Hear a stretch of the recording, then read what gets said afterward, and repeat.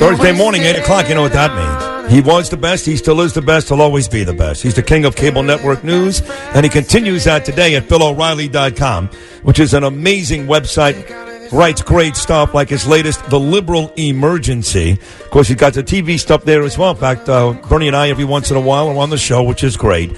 We love this guy. And he's in the middle of writing a history book about our current president. Donald Trump, that's right, which is coming out in a couple of months. It's all very exciting. And he comes to us live via satellite this morning from the beach at the Boca Resort. Ladies and gentlemen, say hello to the great Bill O'Reilly. Big Bill. A little bit further north than Boca, but it's, Florida below 60 degrees because Sid lived down there for so long. Yeah. They panic. People start boarding up their homes, in mittens, I say, hey, it's 59. You're not going to die. Oh, my God. So, little cool last night. You're exactly right. All those people who moved down there from New York break out their winter clothing in Delray Beach and Boca when it hits, like Bill said, in the 50s. You're exactly right. Parkas and Ugg boots. 18 degrees here. So, Bill, before we get to your great column, and it is great again, and all the stuff that's out there, I was thinking about you last night because how cowardice is it of the DNC to decide they're no longer going to do their debates on Fox News. I'd love to see you debate those 18 folks about to run for the Democrats. But how cowardice is that out of the DNC? Well, it's just a continuation of the trend of no civility in politics in America. Now we just hate each other, and that's what is going on. The Twitter mob rules the Democratic Party. And if you say, okay, we'll do one debate on FNC, then Twitter mob will go crazy and start to scream. It's interesting to see these so-called reporters say, oh, well, that's right, because Fox is an arm of the Donald Trump administration. So what is MSNBC? Hello. Hello. Exactly what are they? And CNN. I mean, you get that guy Stelter. This guy kills me. He is the biggest partisan hack in the world. All right? Yep. And he's going out there, well, fuck, you got state-run TV. Why, you pinhead? What do you think you are? Exactly right. I mean, no self-awareness. It's completely lost on them. Either that or they're just flat-out dishonest or stupid. I don't know what it is. That's what it is. They're just flat-out dishonest, and they can get away with it. The New Yorker writes this magazine. 3 times they lied about me in the article. 3 times. So I know, the other stuff isn't true. But I'm waiting for the New Yorker to write a big expose about NBC News, CNN. When is that coming? Yeah. So, it's all a sad, sad situation because we used to, and not so long ago, respect each other and differences of opinion, and we're able to have robust debates. And then at the end, we have a few laughs. Now, it's, I want you to die. That's what it is. It's true. It's a blood sport. And your latest column, Bill, illustrates that. The Liberal Emergency, you can get it at BillO'Reilly.com. Brilliant, insightful. Tell us about that. The emergency, the crisis at the border, well, not so much to the Democrats. This is very important for all Americans to understand. And it puts everything into perspective. I'm a simple man. Almost as simple as Bernie. Almost. All right? It all comes down to this. The biggest national emergency in the United States of America is Donald Trump. There isn't anything that comes close to him. ISIS, no. Trade deficit with China, no. Oh, no.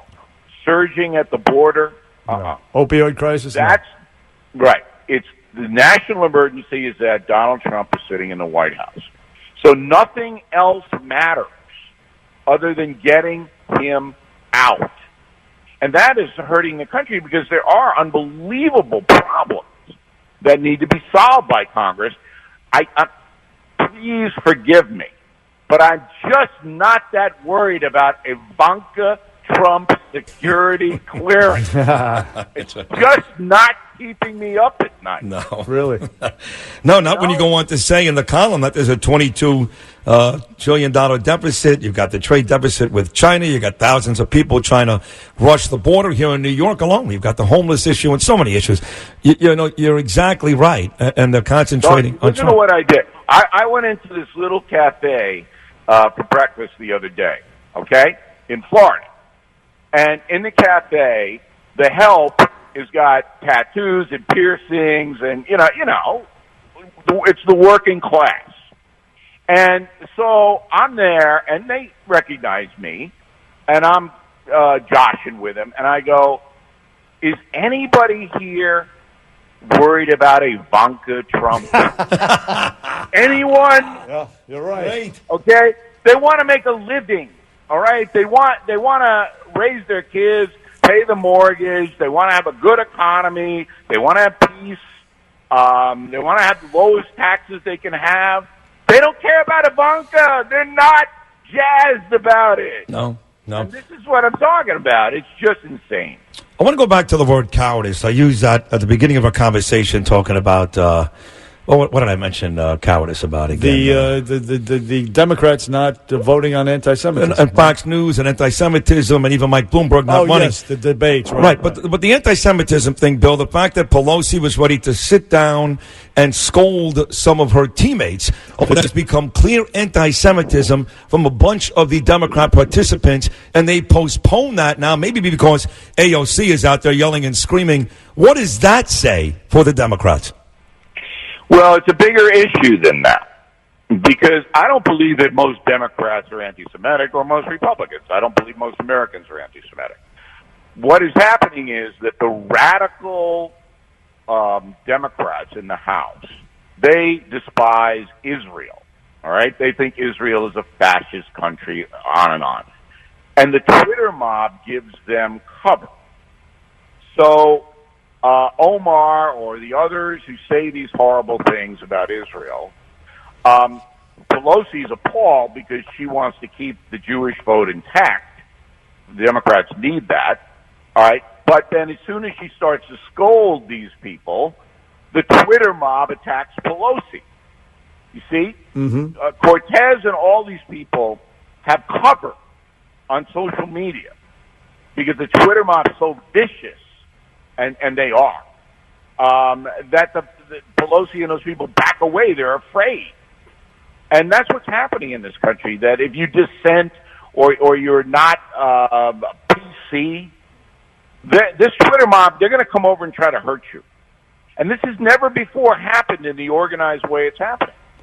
And this, Move On and all these groups, they stimulate the Twitter mob to boycott, to attack, to give your home address, all of this stuff. And there's nobody fighting against it. Because if you fight against it, the Twitter mob will turn on you. That's what's happening. That's exactly right. And of course, the media, who's in the pocket again of the Democrats, when it was revealed, the Friends of Farrakhan in Congress, there was no accountability. Nobody reported on it. Nobody pressed the congressional people. Hey, why are you hanging out with Farrakhan? When Senator Gillibrand writes a tribute to a Jew hater like Linda Sarsour, nobody says, hey, you're the leader of the women's group. Nobody questions them. So they got away with it for so long. And at this point, now they're emboldened. Now they're out. They're out of the closet, which in a way is refreshing because at least we know now where they stand. But my contention is that if the other side doesn't form an action committee to fight this Twitter mob, then our freedom of expression is going to be damaged almost beyond repair. Because you need to have another organization that when the Twitter mob says to Mercedes-Benz, you cannot advertise on Laura Ingram's program, the next day you have to have a group that steps up and says, if you give in to the Twitter mob and Move On and all these radical left groups, then we're going to tell Americans that you're helping them. So that it's not going to just be one-sided boycotts. And I'm not calling for boycotts. But the other side the traditional conservative side, needs to have a battle plan to fight this. Right. Because That's right. Right now, conservative individuals in this country, every college campus, they're in actual physical danger. And there's nobody they can go to. And I talk to some of these groups, and they're afraid.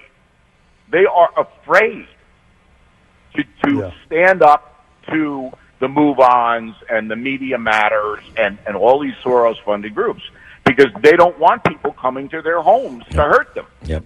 And that's where we are. That's what you wrote about last week. This week, again, it's the liberal emergency. Check it out at BillO'Reilly.com. Magnificent guest on this program. We're so lucky to have you each and every Thursday. Enjoy Florida, and we'll see you back in New York next week, Bill. Thank you so much. Okay, guys. Appreciate you having me in, as always. You're great. Thank you. Bill. The great Bill O'Reilly. Check out his magnificent work every day, and it is at BillO'Reilly.com.